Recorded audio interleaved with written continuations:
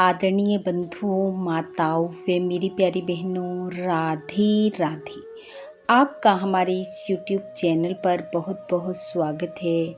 बंधुओं, आज हम इस वीडियो में राम भक्त हनुमान जी की कथा सुनेंगे, जिसे सुनने सुनाने से हनुमान जी की कृपा से किसी भी कार्य में आ रही रुकावट दूर होती है, हर विघ्न बाधा का नाश होता है। कथा सुनने के बाद यदि आप हमारे चैनल पर नए हैं तो कृपया हमारे चैनल को सब्सक्राइब करें, बेल आइकन को प्रेस करें ताकि हमारी वीडियो के नोटिफिकेशन सबसे पहले आप तक पहुंचे। वीडियो को शेयर व लाइक भी जरूर करें।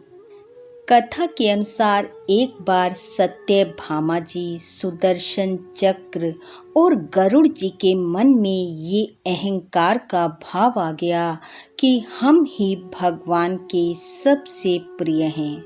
हमारे बिना भगवान श्री कृष्ण का कोई कार्य पूरा नहीं हो सकता। जब भगवान श्री कृष्ण ने सत्यभामा जी को पारिजात का वृक्ष ला कर दिया तो उनके मन में ये भाव आया कि मैं ही भगवान की सब पटरानियों में से सबसे प्रिय रानी हूँ। उन्होंने मुझे ही पारिजात वृक्ष को ला कर दिया है। सुदर्शन चक्र के मन में ये भाव आ गया कि जब सब अस्त्र शस्त्र विफल हो जाते हैं तब प्रभु मेरा उपयोग करते हैं, अर्थात मेरे बिना किसी भी युद्ध में विजय पाना संभव नहीं है।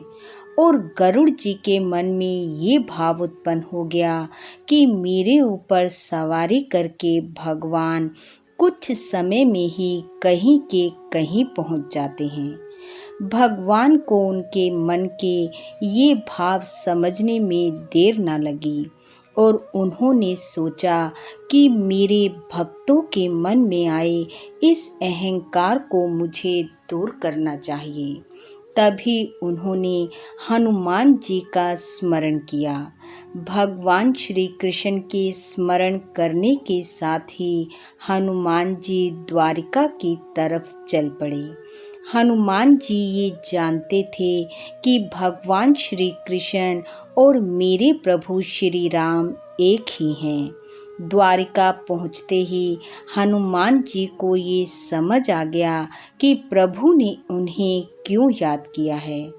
अतः भगवान के मन के भाव को जानते हुए हनुमान जी भगवान के सामने न जाते हुए द्वारिका के एक सुंदर उपवन में पहुंच गए और वहां लगे वृक्षों के स्वादिष्ट स्वादिष्ट फल कुछ खाने लगे और कुछ गिराने लगे।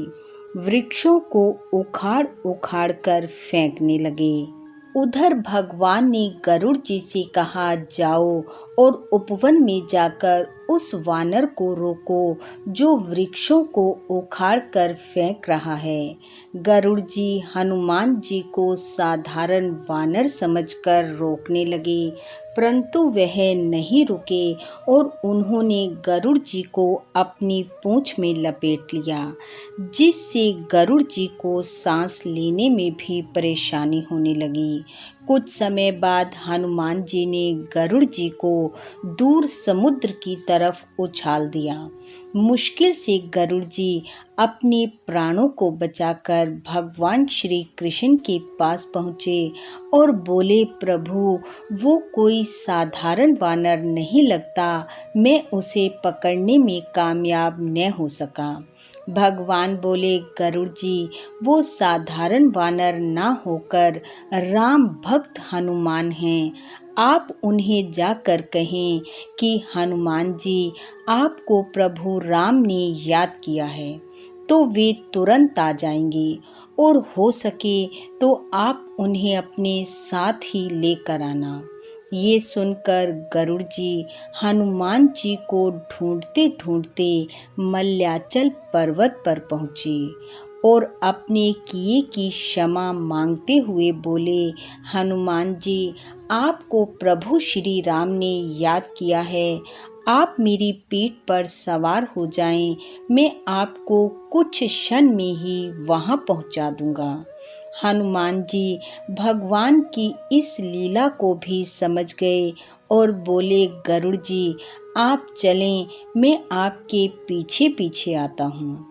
उधर द्वारिका में भगवान श्री कृष्ण श्री राम का रूप और सत्यभामा जी माता सीता का रूप धारण कर सिंहासन पर विराजमान हो गए और भगवान कृष्ण ने सुदर्शन चक्र को ये आज्ञा दी कि तुम द्वार पर जाकर खड़े हो जाओ और मेरी आज्ञा के बिना किसी को भीतर मत आने देना। तब हनुमान जी कुछ क्षण में ही द्वारिका पहुंच गए और जब वह महल में प्रवेश करने लगे तो सुदर्शन चक्र ने कहा कि आप भीतर नहीं जा सकते।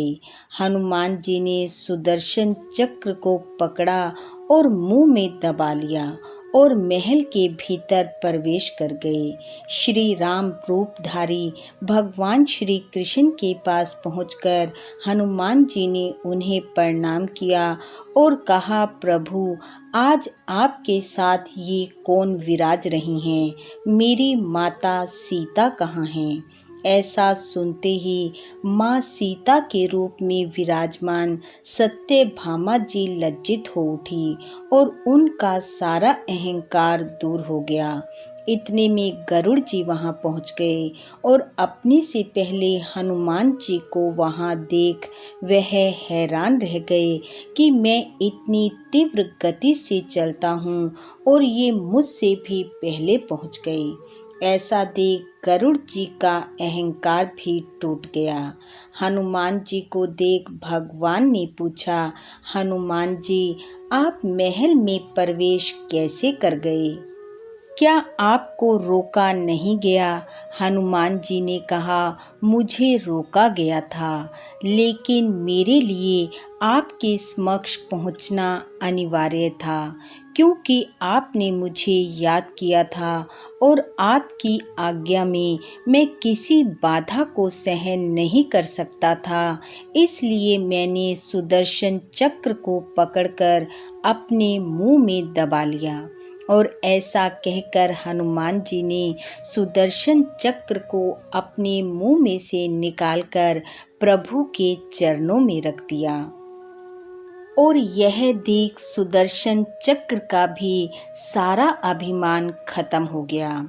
इस प्रकार भगवान श्री कृष्ण ने हनुमान जी की सहायता से अपने भक्तों के मन के सारे अहंकार को दूर किया और हनुमान जी को वापस जाने की आज्ञा दी। प्रभु आज्ञा पाते ही हनुमान जी मुस्कुराते हुए राम नाम रटते हुए वापस चल पड़े। बोलो राम भक्त हनुमान जी की जय। बंधु हनुमान जी की कृपा आप व आपके परिवार पर सदैव बनी रहे। आपका घर आंगन खुशियों से महकता रहे। इन्हीं शुभकामनाओं के साथ आप सबका बहुत बहुत धन्यवाद। राधे राधे।